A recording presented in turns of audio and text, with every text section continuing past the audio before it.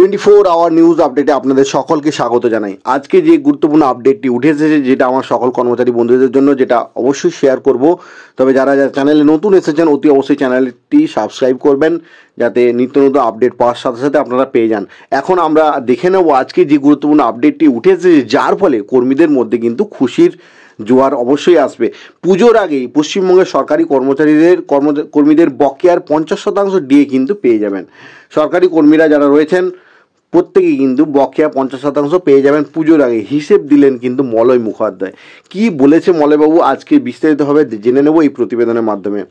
চলুন আজকে দেখে নিই বা জেনে নিই কী বলেছে বক্তব্যটি। পশ্চিমবঙ্গের রাজ্য সরকারি কর্মীদের বকেয়া ডিএ তথা ডিয়ারনেস অ্যালোয়েন্স নিয়ে অপেক্ষার মাত্র আর এক সপ্তাহ, অর্থাৎ আগামী 4 আগস্টে ডিএ মামলার পরবর্তী শুনানি রয়েছে। আপনারা প্রত্যেকেই জানেন, আমার সকল কর্মচারী বন্ধুরা প্রত্যেকেই অধীর আগ্রহে রয়েছেন এই দিনটির জন্য। আর সেই দিনই কিন্তু রাজ্য সরকারের বিরুদ্ধে নালিশ জানাবে রাজ্য সরকারি কর্মীদের আইনজীবীরা। এবং মহামান্য সুপ্রিম কোর্ট বকেয়া অন্তত 25% ডিএ মেটানোর নির্দেশ দিলেও সরকারি কর্মীরা সেই টাকা কিন্তু আজ পর্যন্ত পাননি। অর্থাৎ এক্ষেত্রে কার্যত আদালত অবমাননার সামিল কিন্তু হয়েছে। আর এই আগস্ট মাসেই 4 তারিখে শুনানির দিনই রাজ্যের বিরুদ্ধে কড়া নির্দেশ জারি হওয়ার সম্ভাবনা দেখছেন রাজ্য সরকারি কর্মীদের একাংশ।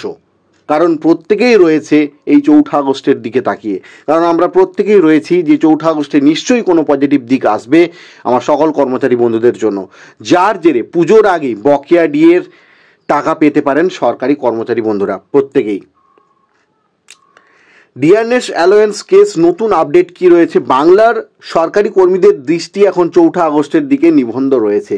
আমরা প্রত্যেকেই তাকিয়ে রয়েছি এই 4 আগস্টের দিনটির দিকে, কারণ এই দিনে সুপ্রিম কোর্টে বকেয়া ডিএ মামলার অর্থাৎ ডিয়ারনেস অ্যালোয়েন্স মামলার পরবর্তী শুনানি কিন্তু অনুষ্ঠিত হবে। এবং federation of state government employees সাধারণ সম্পাদক মলয় মুখোপাধ্যায় সম্প্রতি একটি তীব্র মন্তব্য তিনি করেন, যেখানে তিনি বলেছেন যে সরকার এই মামলায় আর কোনো বিশেষ সুবিধা পাবে না। তিনি মনে করেন যে সুপ্রিম কোর্টের সিদ্ধান্ত সরকারি কর্মীদের পক্ষেই কিন্তু হবে, অর্থাৎ সুপ্রিম কোর্টের রায় কিন্তু সরকারি কর্মীদের পক্ষেই যাবে, সরকারি কর্মচারী বন্ধুরা কিন্তু জয়লাভ করবে। এবং রাজ্য সরকার কর্মীদের সমস্ত বকেয়া মহার্ঘ ভাতা এর টাকা কিন্তু মেটাতে বাধ্য হবে, সরকারকে বাধ্য হতেই হবে। কারণ এটা সরকারি কর্মচারী বন্ধুদের দয়ার দান নয়, এটা তাদের ন্যায্য অধিকার এবং এটি মৌলিক অধিকার।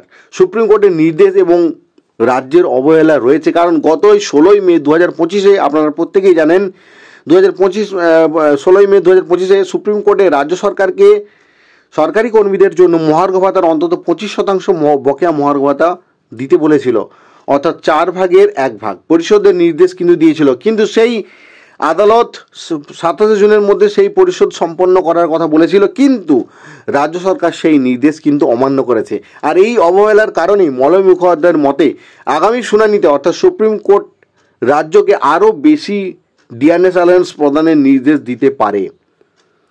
এটা একটা সম্ভাবনা অবশ্যই থাকছে, কারণ যেহেতু সুপ্রিম কোর্টের নির্দেশ অমান্য করেছে রাজ্য সরকার, সেই জন্য একটা বড়সড় চাপের মধ্যে পড়তে পারে কিন্তু রাজ্য সরকার। আর এবং তিনি শেষ শুনানিতে আদালতের কঠোর মনোভাবের কথা উল্লেখ করে কর্মীদের আশাবাদী করেছেন, কারণ রাজ্য সরকারি কর্মীদের কিন্তু পক্ষে রয়েছে সুপ্রিম কোর্ট। আর এই পরিস্থিতিতে সরকারি কর্মীদের আত্মবিশ্বাস কিন্তু বেড়ে গেছে। আর তিনি বিশ্বাস করেছেন যে বিচারপতিরা এবার সঠিক সিদ্ধান্ত কিন্তু নেবেন। অনেক দিন টালবাহানা চলছে, দীর্ঘদিন ধরেই চলছে এরকম টালবাহানা, তবে এর একটা সিদ্ধান্ত বা এর একটা ফয়সালা কিন্তু হওয়া দরকার।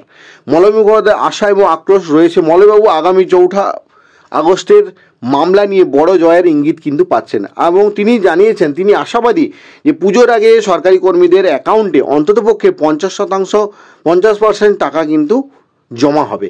আর এই বিষয়ে তিনি রাজ্য সরকারের উপর তীব্র আক্রমণ চালিয়েছেন এবং বলে গেছেন যে খেলামেলা ও দান খয়রাতিতে টাকা খরচে কোনো কার্পণ্য নেই। সত্যিই তো রাজ্য সরকার বিভিন্ন দিকে বিভিন্ন খাতে যেভাবে টাকা নয়ছয় করছে, কিন্তু ডিএ দেওয়ার ক্ষেত্রে রাজ্য সরকারের টাকার অভাব দেখা দিচ্ছে।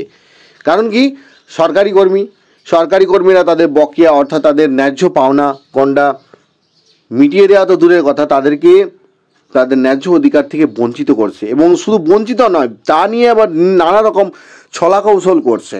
আর এই আক্রোশে সরকারি কর্মীদের মধ্যে একটি শক্তি কিন্তু সঞ্চার করেছে।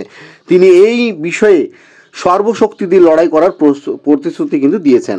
আদালত অবমাননার নালিশ এবং রাজ্যের কিন্তু যুক্তি রয়েছে, কারণ মলয় মুখোপাধ্যায় জানিয়েছেন যে সুপ্রিম কোর্টে আদালত অবমাননার বিষয়ে তুলে ধরা হবে, এবং তিনি মনে করেন যে এই শুনানিতে তারা সর্বশক্তি দিয়ে ঝাঁপিয়ে পড়বেন। আর এই মামলার যা গতি প্রকৃতি, আজ হোক বা কাল রাজ্যকে সমস্ত বকেয়া কিন্তু টাকা মেটাতেই হবে।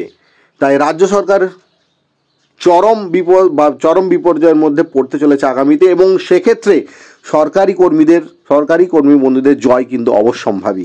আর আগামী 4 আগস্টের শুনানিতে রাজ্য সরকার আরও চাপে পড়তে পারে। অন্যদিকে রাজ্য সরকার সুপ্রিম কোর্টের রায় পুনর্বিবেচনার আবেদন কিন্তু করেছে। তাদের যুক্তি একটাই, যে বকেয়া ডিএ মেটাতে প্রয়োজনীয় অর্থের যে প্রয়োজন রয়েছে, সেই বাজেটে কিন্তু বরাদ্দ সেটা নেই, আর এই জন্য অন্তত আরও 6 মাস সময় দরকার।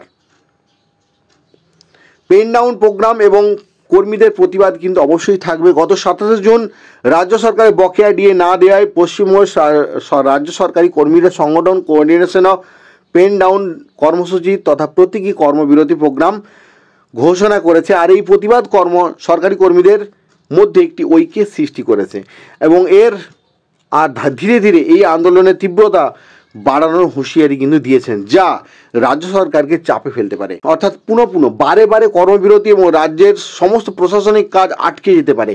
আর এবার কর্মীরা এই নিয়ে কি সিদ্ধান্ত নেয় সেটাই দেখার বিষয়, কারণ 4 আগস্টে প্রত্যেকেই জানেন শুনানি রয়েছে। রাজ্য সরকার এবং সরকারি কর্মীদের মধ্যে একটি গুরুত্বপূর্ণ দিন, অর্থাৎ 4 আগস্ট, এবং সরকারি কর্মী তথা মলয় মুখোপাধ্যায়ের আশা হলো যে এই শুনানিতে কর্মীদের পক্ষে কিন্তু সিদ্ধান্ত অবশ্যই আসবে সুপ্রিম কোর্টের তরফ থেকে।